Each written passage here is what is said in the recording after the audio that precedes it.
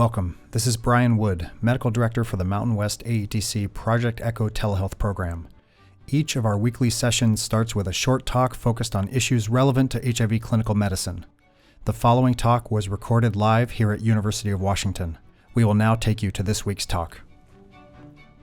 Thank you so much for having me. So today I'm going to be talking about buprenorphine for opioid use disorder. All right, I don't have any disclosures. And for the learning objectives for today, first, we're going to discuss identifying the role of buprenorphine as a medication for opioid use disorder, or MOUD, to describe approaches to counseling patients on MOUD options, and to outline practical considerations for buprenorphine initiation for OUD. So, as we know, substance use disorders are an important factor to address in people with HIV for several reasons. Substance use can drive transmission of HIV infection, for example, through injection drug use. It can increase high-risk sexual behaviors, reduce HIV treatment adherence, worsen complications of HIV infection, including neurologic and other complications, and increase viral load, further disease progression, and increase mortality in people with HIV, even if they are on an ART regimen. And then treating substance use disorders can reduce the risk of HIV acquisition and transmission and improve HIV and other medical treatment adherence and outcomes. So in the past few years, the number of drug and alcohol poisoning deaths associated with opioids has risen with time, and overdose deaths due to fentanyl specifically has risen. This is data from the King County, Washington Fatal Overdose Dashboard updated today. And as you can see here, the number of drug and alcohol poisoning deaths has significantly risen over the past few years, particularly between 2020 and this year. And a lot of this appears to be driven by marked increases in opioid-related deaths, as you can see in the top right. The purple part of the bar represents opioid and stimulant-related poisoning deaths, and then the blue is opioid without stimulant use, but you can see overall a significant rise in opioid-related poisoning deaths.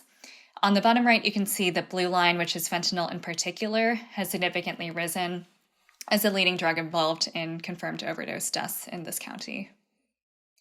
So first, I wanted to talk about the role of buprenorphine as a medication for opioid use disorder. And first, to go over a little bit about the mechanism of the 3 FDA-approved medications for OUD. So this slide shows how our various medications for OUD act on the mu-opioid receptor. So first, we have methadone, which is a full agonist, meaning that it can achieve full mu-opioid receptor activity at higher doses. Buprenorphine, however, has a ceiling effect. It's a partial opioid agonist, so even at high doses, it only partially activates the mu-opioid receptor. And then the third MOUD is naltrexone, which is an opioid antagonist. So when it binds to the mu-opioid receptor, it does not activate it. Buprenorphine has some special properties. As I mentioned, it's a partial agonist at the mu-opioid receptor and has a ceiling effect. That does reduce its risk of overdose with that ceiling effect on respiratory depression. It also has a high affinity for the mu-opioid receptor, meaning that it will displace other opioids if they are binding to the mu-opioid receptor. And that can lead to precipitated opioid withdrawal, which I'll talk about in a little bit here when talking about starting buprenorphine.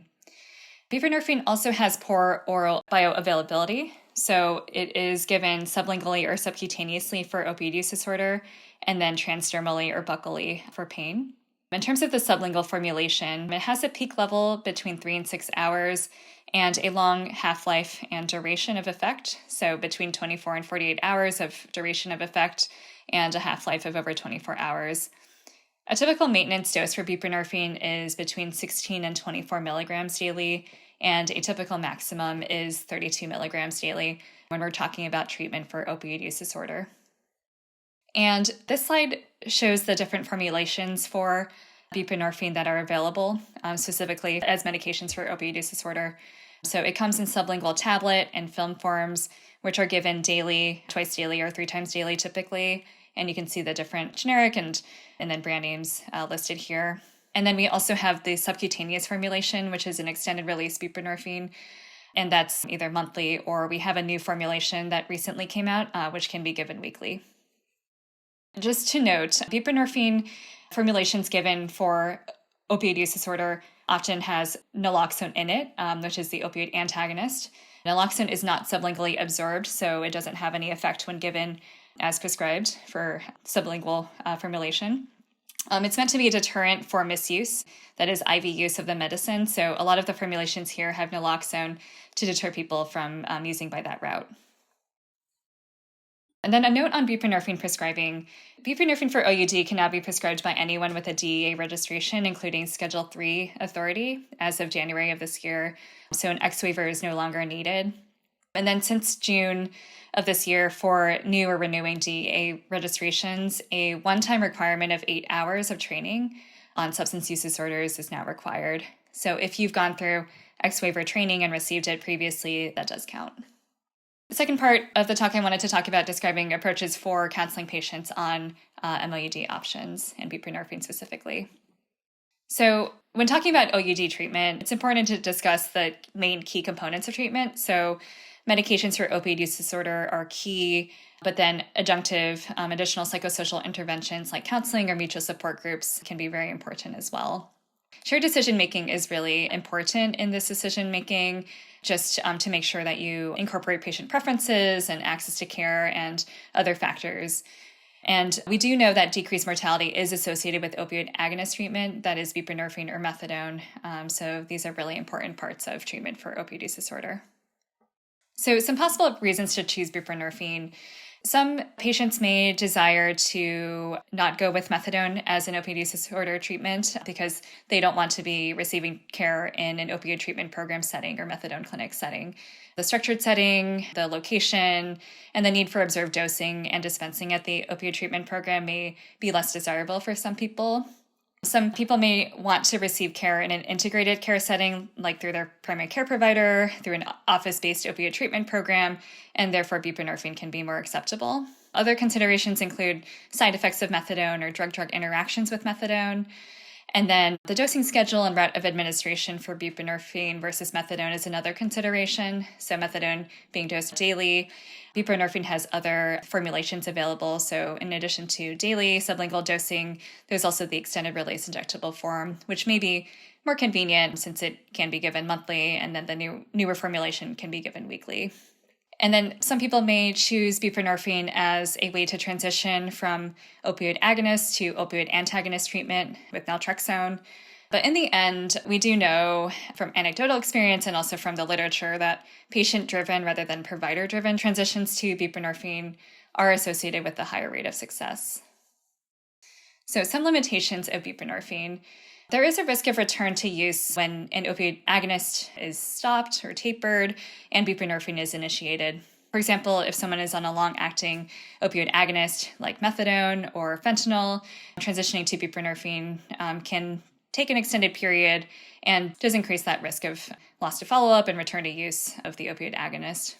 Precipitated withdrawal is another consideration. If buprenorphine is given too soon after stopping an opioid agonist, the buprenorphine can displace the remaining opioid agonist in the system and lead to withdrawal symptoms. This is a particular problem commonly with fentanyl use, and that can really affect our approach to starting buprenorphine. And then the buprenorphine titration period takes some time, so we can have an increase in return to use because of the inability to quickly achieve a therapeutic effect with buprenorphine. Next, I wanted to talk about practical considerations for buprenorphine initiation and the different approaches that are commonly used, as well as the pros and cons of each. So there are three standard ways, roughly, to start buprenorphine. So standard initiation, high-dose initiation, and low-dose initiation approaches. And then we'll talk a little bit about practical considerations for each of these. So first, with standard buprenorphine initiation, this is basically where we stop the opioid agonist and wait until the person is in opioid withdrawal. So COWS score of more than 10 typically. So that would be within the moderate withdrawal range, usually after a certain period, depending on which opioid they were using. So you can see here some examples of short-acting, intermediate-acting, and long-acting opioids, and the amount of time that you typically might expect to need to wait after the last dose before someone is in adequate opioid withdrawal in order to start the buprenorphine.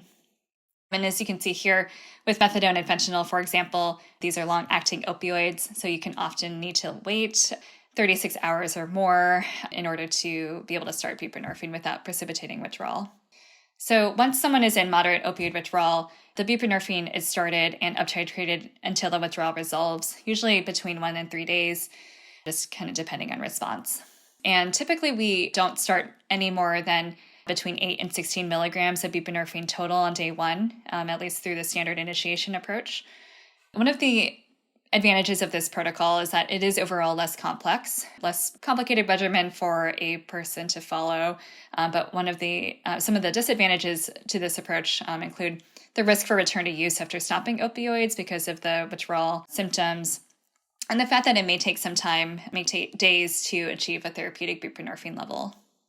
Especially in the era of fentanyl, which is a very long-acting opioid, buprenorphine started by this route has lower rates of success, and in my anecdotal experience, other approaches may be better, so we'll talk about those. So the second approach is high-dose initiation. So this is similar to conventional initiation of buprenorphine, but with a higher buprenorphine dose on day 1, so between 16 and 32 milligrams often. So kind of similar to the standard initiation, waiting at least 12 to 24 hours or longer, depending on the opioid that was used, waiting until someone is in moderate withdrawal, COWs of more than 10, or at least 3 symptoms related to opioid withdrawal, and then starting the buprenorphine. But with this approach, we recommend starting a higher dose of buprenorphine up front. So taking 16 milligrams all at once. So that would be 2 8-milligram tablets or 2 8-milligram films, and then waiting 30 to 60 minutes, seeing if the symptoms resolve or are improving, and then if needed, taking an additional 8 or 16 milligrams after that. So the first day between 16 and 32 milligrams, or between 2 and 4 films or tablets in the first day. And then day 2, starting by taking, at least with this infographic here, taking 1 tablet in the morning, afternoon, and evening, or taking 4 films or tablets on the second day, just depending on what the dose was the first day. I did want to just thank Dr. David Sapienza of the King County Downtown Public Health Pathways Clinic for this infographic. I think visual representations like this that can be printed for patients can be really helpful for helping people understand how to start their medication. So just a little bit more about high-dose initiation. So, one of the advantages to this approach is that it's less complex than the low or standard dose starts, and also it could be more effective in achieving a therapeutic dose while minimizing the withdrawal period. Some things to consider is that there is limited evidence in the literature, at least for now, of the efficacy of this approach. There are some studies that show some potential benefit in the ER setting. So these are retrospective studies where buprenorphine was initiated at high doses in the ER specifically. And in these studies, they saw very few cases of precipitated withdrawal, even with fentanyl use. So it is quite promising. And in my anecdotal experience, this approach can work for a patient who is motivated, prepared to take on a period of opioid withdrawal symptoms, but just kind of wants to rip off the Band-Aid or kind of just start the buprenorphine more quickly. So someone who's prepared to go through that kind of period of discomfort, I think this could be a really good approach. So the third initiation approach that I wanted to discuss is low-dose buprenorphine initiation, which is where we start buprenorphine at very low doses at first, while continuing a full agonist, i.e. methadone or fentanyl or whatever it is that the person is using. So starting at low doses, then increasing over the course of a few days to therapeutic dose before stopping the full agonist. The intention here is to minimize precipitated opioid withdrawal. And some advantages to this low-dose initiation protocol may be more acceptable if someone has had negative prior experiences with standard buprenorphine initiation. And as I mentioned, it does try to minimize withdrawal symptoms during this process. Disadvantages of this approach include the fact that it has more complex instructions that the patient needs to understand. It does take longer, and there is limited evidence in the outpatient setting. A lot of what we know about low-dose initiation comes from inpatient starts, and it has been shown to be effective in that setting. But in the outpatient setting, we don't have as much information about the best way to do this. This is an example of a 1-week initiation, low-dose initiation protocol. And on the right-hand column, you can see that we recommend continuing the full agonist, so fentanyl, methadone, etc. And then in the first and second columns, we start with a very low dose of buprenorphine. So you can see the actual dose per day on the first column here. And then in the second column, you can see what that translates into in terms of the formulation that we have available, whether it be a film or a tablet of buprenorphine naloxone.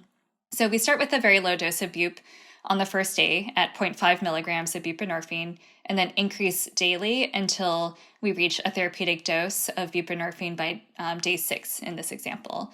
So day 6, the person is taking 4 milligrams twice daily, which is 8 milligrams total daily dose, which is considered to be therapeutic. At that point, we tell the patient to stop the full agonist and continue the buprenorphine while continuing to titrate it to effect. So as you can see, the instructions can get pretty complex, and the person needs to understand how to cut their film or tablet and be able to take the proper dose each day. So it can be really good to write this out and give to the patient. If there's any possibility of working with the pharmacist directly on perhaps preparing the formulations or providing bubble packs or something to make it easier for the patient, that could be really helpful. And preparing a dot phrase or a handout could be a really good thing to have in order to provide that information to the patient. This is an example from Evergreen Treatment Services, which is one of our local opioid treatment programs. So I wanted to thank Dr. Jamie Darton and his staff for providing this. So this is a 2-week initiation example for someone transitioning from methadone to buprenorphine. So it's a little bit, it is a longer approach compared to the 1-week protocol that I showed before. You can see here that, again, the person starts on buprenorphine 0.5 milligrams on the first day while continuing their methadone, and transitioning up to 8 milligrams by day 11, then 16 milligrams by day 14. The methadone is continued at least until day 7, and then either tapered or stopped based on the discussion between the patient and the provider on what to do moving forward. So once you achieve a therapeutic dose of buprenorphine, you can typically stop the full agonist, since we would assume that by the point of reaching 8 milligrams of buprenorphine, all of the mu opioid receptors should be filled with the high affinity buprenorphine. All of the full agonists should be displaced, and so you should be able to stop the full agonist. Just to get an idea of how buprenorphine naloxone strips and tablets look, this is just a cartoon to show that they're usually orange and they can be cut. So either with scissors or a blade, like a razor blade for the films, they can be cut into quarters or halves. And then for the tablet formulation, you can use a pill cutter to cut them into halves or quarters. And there are 2 milligram and 8 milligram buprenorphine naloxone formulations, which can allow for lower doses to be given as needed. Just to summarize the comparisons of the different protocols, in terms of evidence for these, most studies are observational case series with heterogeneous populations, methods, and reported outcomes. But there is some evidence that low-dose initiation of buprenorphine is effective, at least in the inpatient setting, and that can be extrapolated to the outpatient setting. And there is limited data on high-dose transitions from opioid agonists to buprenorphine, but anecdotally, there is some benefit to this strategy as well. When I talk to people about the different ways to start buprenorphine, I often use a cold water analogy. So if you're going into a cold lake or cold water, some people may prefer to jump right in and quickly get acclimated to the water, but they are willing to withstand a little bit of discomfort when they're doing that. And then some people prefer to dip their toes in, ease slowly into the water, and get used to the temperature over time. This minimizes discomfort, but does take longer. So just kind of an analogy to the different approaches. So people who are more tolerant of opioid withdrawal symptoms may be able to get through a higher standard dose initiation approach, whereas some people who really want to minimize those withdrawal symptoms could opt for a low-dose initiation approach as long as they're able to follow those complex instructions. I won't go through all of this now, but just to briefly mention, I find it useful to prescribe comfort or symptomatic medications for opioid withdrawal symptoms when starting someone on buprenorphine. So I often prescribe these along with the buprenorphine upfront. So I find clonidine, gabapentin, ondansetron, and hydroxyzine to be particularly helpful if there are no contraindications for their use otherwise. And then finally, just some practical considerations. So I mentioned prescribing the buprenorphine naloxone in addition to comfort medications and providing written instructions on home initiation, as well as going over those carefully with the patient. It's also helpful to schedule provider visits starting on day 1 of the initiation protocol, and then at least weekly and as needed after that. It can be really helpful to have follow-up via telephone as needed with a nurse or other clinic staff, if possible, with the patient. And then when transitioning from methadone to buprenorphine, it's really important to collaborate with the OTP provider. So having an ROI signed to allow for communication with the OTP is really important. If buprenorphine extended release injectable formulations are available, these have a lot of potential for improving adherence to MOUD treatment. We didn't really talk about these, but it's another consideration if that's available in your clinic or in your area. Just wanted to acknowledge some people who have been really helpful in preparing this talk and also during my fellowship. And then these are my references. Thank you so much. Thank you for watching this edition of the Mountain West AETC Project Echo Didactic Series. If you like this talk, please click the red subscribe button and please check out other talks in our series. Until next time, this is Brian Wood, Medical Director, signing off.